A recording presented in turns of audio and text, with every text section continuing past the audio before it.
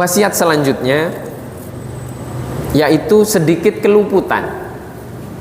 Syekh Muhammad bin Siddiq radhiyallahu taala anhu berkata, qalilaz zalali, aku pun berwasiat agar sedikit keluputan atau kesalahan.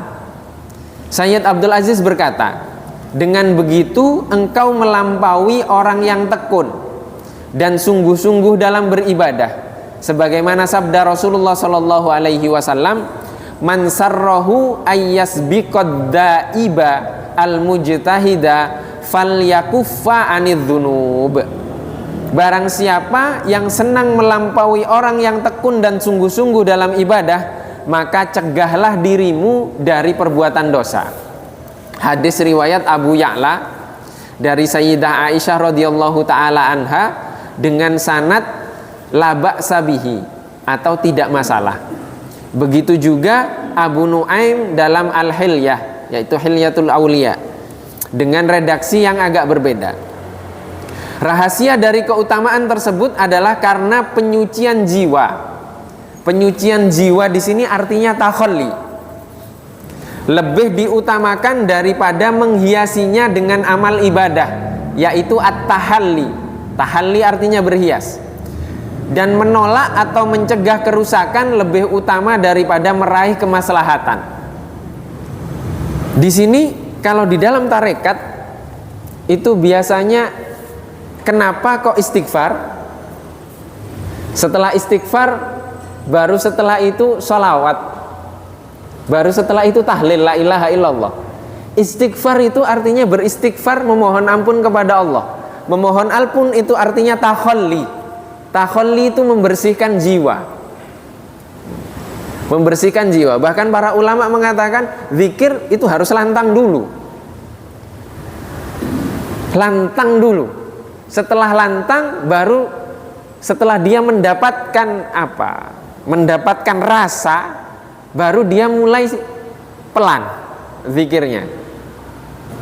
Kalau kita kebalik, kita maunya kebanyakan pelan dulu. Kalau pelan asli tidur. Dijamin Ramadan itu zikir pelan, wah tidur. Baca Quran di dalam hati, wah nyenyak. Maka lantang. Kenapa lantang? Karena seluruh organ kita itu ikut berzikir. Dan itu akan menyentuh hati dan akan menusuk. Maka ada beberapa zikir-zikir yang memang itu difokuskan kepada hati. Nah, ini istighfar. Itu memohon ampun. Memohon ampun artinya membersihkan. Itu namanya takhalli, mensucikan jiwa. Maka dimulai dengan istighfar. Yang kedua sholawat. Kenapa sholawat yang kedua? Karena sholawat itu berhias kita. Setelah dikosongkan diri kita dengan istighfar, dosa-dosa kita dengan beristighfar, kita hiasi diri kita dengan sholawat. Kenapa sholawat? Man shalla alayya sholatan sallallahu alaihi asyron. Barang siapa bersolawat kepadaku, kata Rasulullah, sekali, maka Allah akan bersolawat untuknya 10 kali. Ini solawatnya Allah seperti apa? Nggak ada yang pernah tahu. Tidak ada yang pernah tahu. Artinya solawat kepada Rasulullah itu sudah pasti diterima. Tidak mungkin tidak diterima. Ini namanya tahalli atau berhias. Setelah berhias baru tahlil la ilaha illallah. Ini tauhid. Tauhid itu menafikan selain Allah Subhanahu wa taala. Sudah selain Allah tidak ada. Jadi setelah berbersih bersuci, mengisi, baru menafikan selain Allah Subhanahu wa ta'ala. Jadi untuk urutan zikir saja itu ada urutannya. Ada urutannya dan ada maknanya. Cuma terkadang kita tidak paham maknanya, kemudian ada tuntunannya enggak dari Rasulullah. Gitu. Memang kita kalau minum obat dosis itu ada tuntunannya dari Rasulullah, kan tidak ada. Jadi ilmu yang lahir saja, urusan jasmani itu ada ilmunya. Bagaimana dengan untuk membersihkan hati, membersihkan jiwa? Masa tidak ada spesialisnya? Itu ada spesialisnya. Terkadang ketika diajari kita menanyakan dalilnya mana? Dalilnya mana? Padahal Rasulullah mencontohkan itu. Rasulullah mencontohkan itu. Istighfar dulu. Setelah istighfar nanti subhanallah, alhamdulillah, wala ilaha illallah, Allahu akbar. Kalau sholawat itu tidak penting, kenapa ada di tahiyat? Dan itu 2 kali dalam sholat-sholat yang lebih dari 2 rakaat. Kenapa kalau sholawat itu ada? Bahkan itu rukun dalam mazhab Syafi'i. Kalau tidak baca sholawat tidak sah itu. Itu dalam mazhab Syafi'i. Itu artinya penting sekali sholawat kepada Rasulullah Shallallahu Alaihi Wasallam. Nah, ini tentang tahalli. Dan nanti ada namanya tajalli. Tajalli itu ya tahlil itu, la ilaha illallah. Di sini dilanjutkan, maka barang siapa yang bersih dari dosa dan menjauhi perkara yang menyimpang, maka ia telah selamat dari siksaan dan hari perhitungan, meskipun ia tidak memiliki banyak amal dan kesungguhan dalam beribadah. Dan dengan sedikit melakukan keluputan, seorang hamba bisa mencapai tingkatan al-muhajirin. Seperti dalam sebuah hadis yang panjang dikatakan, ya Rasulullah, ayyul hijrati afdalu? Wahai Rasulullah, hijrah apa yang lebih utama? Qala man hajaras sayyi'at. Beliau menjawab, yaitu orang yang hijrah dari keluputan atau perbuatan dosa. Hadis riwayat Ibnu Hibban dalam kitab sahihnya dan Abu Nuaim dalam Al-Hilyah yang diriwayatkan oleh Sayyidina Abu Dzar Al-Ghifari. Bahkan sahabat Umar bin Khattab radhiyallahu taala anhu telah meniadakan keutamaan hijrah bagi orang yang tidak hijrah dari keluputan atau perbuatan dosa, sebagaimana yang ia sampaikan dalam khutbah yang terkenal. Seseorang berkata, aku telah berhijrah. Dia belum berhijrah, karena orang yang berhijrah adalah mereka yang hijrah dari perbuatan dosa. Dalam hadis ini Rasulullah menekankan bahwa hijrah adalah hijrah seseorang dari perbuatan dosa. Dan orang ini disebut dengan muhajirin, orang yang berhijrah. Berhijrah dari apa? Menjauhi perbuatan dosa. Bahkan Sayyidina Umar meniadakan hijrah itu semuanya kecuali hijrah dari perbuatan dosa. Ini khutbahnya Sayyidina Umar. Dan di sini dikatakan juga Sayyidina Abu Dzar, diriwayatkan oleh Sayyidina Abu Dzar Al-Ghifari radhiyallahu taala anhu. Wallahu wa rasuluhu a'lam.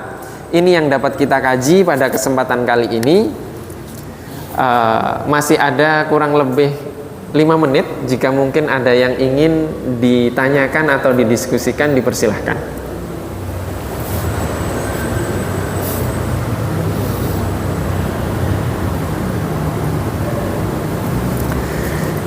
Tidak ada?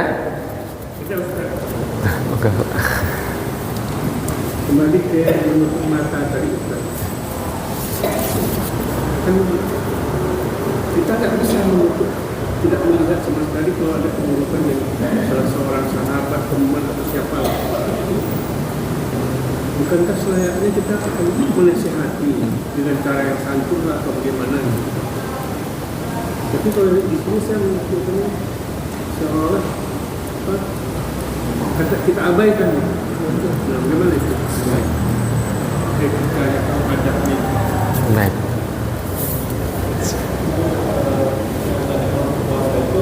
Puasa di bulan Ramadan atau puasa sunnah itu? Karena kan hadis puasa sunnah itu kan selalu dikasih tahu jarak kita dan menyanyi itu supaya maksudnya itu situasi dan puasa Ramadan. Baik. Bismillahirrahmanirrahim. Saya mulai dari pertanyaan yang kedua. Puasa yang dimaksud di dalam hadis ini umum. Jadi semua puasa, termasuk puasa wajib di bulan Ramadan dan selain itu. Dan itu pahalanya Allah Subhanahu wa ta'ala yang mengetahui. Jadi hadis ini umum, tidak ada pengkhususan. Tidak ada pengkhususan. Jadi masuk ke puasa wajib dan juga puasa sunnah. Kemudian kita tidak bisa menutupi mata kita, hati kita dari kesalahan-kesalahan orang yang ada di depan kita. Ketika kita fokus kepada diri kita sendiri, kita tidak bisa melihat kesalahan orang lain. Ketika kita fokus mencari kesalahan kita, ini maksud dari Sayyid Muhammad dalam wasiat ini. Jadi fokuslah kepada kesalahanmu dulu, setelah itu baru nanti kalau sudah dalam posisi tertentu, kamu boleh fokus kepada kesalahan orang lain. Rasulullah itu yang sudah mencontohkan bagaimana menjadi seorang murabbi, seorang pembimbing, seorang guru. Itu Rasulullah contohnya. Apakah Rasulullah tidak menegur? Rasulullah menegur. Rasulullah menegur ketika melihat kesalahan-kesalahan, ditegur oleh Rasulullah Shallallahu Alaihi Wasallam. Dan di sini yang dibahas, wasiat ini untuk seorang murid, baru murid, bukan guru. Wasiat ini untuk murid. Kalau kita sebagai murid, maka kita fokus dulu ke diri kita. Ini maksud dari Sayyid Muhammad bin Siddiq Al-Ghumari. Tapi kalau sudah menjadi guru, beda lagi. Sudah menjadi orang tua kan beda lagi. Terkadang kita sadar, oh dulu saya waktu masih jadi anak seperti ini, baru tahu rasanya jadi orang tua. Nah itu kita sudah diposisikan oleh Allah menjadi orang tua. Nah sekarang, di masa kita sekarang ini, banyak yang bukan guru, bukan mursyid, dia sudah memposisikan diri sebagai guru. Akhirnya apa? Akhirnya menasehati yang lebih tahu, menasehati yang lebih tahu, menyalahkan yang benar, menyalahkan yang benar. Maka ini wasiat ini untuk murid, bukan untuk guru. Bukan untuk guru. Dan ketika murid itu sedang berjalan, dia fokus kepada kesalahannya, tidak melihat kesalahan orang lain. Gitu. Tapi ketika dalam hubungan tertentu, itu kan kita memang diposisikan sebagai orang yang untuk menasehati. Nah, menasehati itu ada caranya lagi. Gitu. Ada caranya lagi, dan Rasulullah sudah ada hadis-hadis seperti man ra'a minkum mungkaron, barang siapa yang melihat kemungkaran. Itu kan juga contoh dari Rasulullah untuk menasehati. Jadi itu maksud dari wasiat ini. Wallahu wa rasuluhu a'lam. Ini yang dapat kita kaji pada kesempatan kali ini. Semoga Allah Subhanahu wa taala semakin memperkenalkan kita kepada Rasulullah sallallahu alaihi wasallam dan semakin menambah kecintaan kita kepada Rasulullah sallallahu alaihi wasallam, dan Allah Subhanahu wa taala menganugerahkan kita akhlak seperti Rasulullah sallallahu alaihi wasallam. Allahumma amin. Mohon maaf apabila ada kekurangan. Wabillahi taufiq wal hidayah wa ridha wal inayah. Wassalamualaikum warahmatullahi wabarakatuh.